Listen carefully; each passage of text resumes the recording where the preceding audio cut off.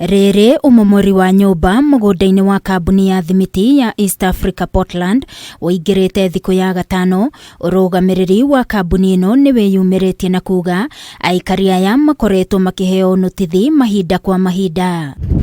Makiaria na andiki a mohoro kambuni-ini ino, murugamiriri munene wa kambuni ino Oliver Kirubai na muikariri giti wa bodi ya kambuni ino Richard Bithi maugite aikari aya makoretwo makiaga gwathikira notithi iria makoretwo makiheo cia guthama. This also has been an ongoing process, so we are not stopping it. It's a process that started, so it has been going on all along.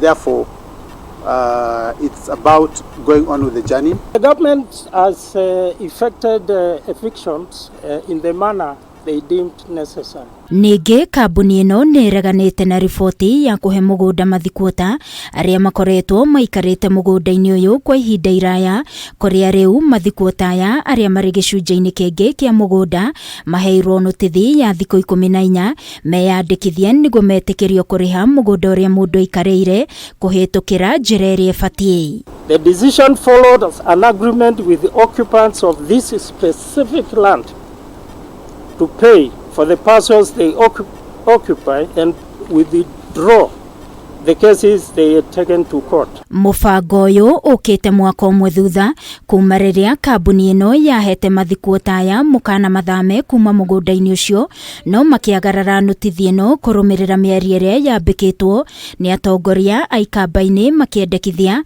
mathikuota aya maheo mugunda uyu. Hata si tungeambiwa hivyo tutapewa tununue. Juu hata si tungekuwa tayari kununua kuliko kupoteza hiyo mali umepoteza yote, nyumba imebomolewa, eli wangetuuzia. Haki yetu Ruto ajue vile tutaenda. Mahali watoto wetu wataenda na watoto wetu vile watasoma. Ninabaki na hii kuku moja na sijui mahali ninaenda.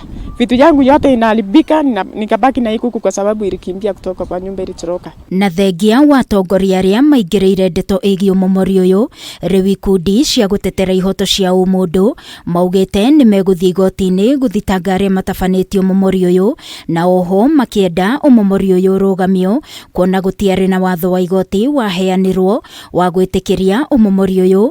Kĩũria kĩnene rĩu arĩ ũrĩa mũgũnda ũyũ watuĩkire mũgũnda wa mũndũ kĩũmbe no ti wa kambuni. The current evictions in Athi River are not based on a court order. An illegal directive by President William Ruto is driving it. On October 13th, President Ruto ordered title deeds around the export processing zones in Athi River that have not been developed for more than 10 years to be revoked. Ikundi ici niciũkĩrĩirio ũmomori ũyũ ikiuga thirikari nĩ yagararĩte watho na gũtiga Akenya makinyamarĩka makiona thithino yao ikiũrĩra thĩ, ũndũ ũrĩa ũtigĩte wagagĩtie ona arutwo na arutani kuona kũrĩ thukuru iramomorirwo na oho makanitha, ikiuga ũmomorio wothe nĩ ũrĩ mũtaratara.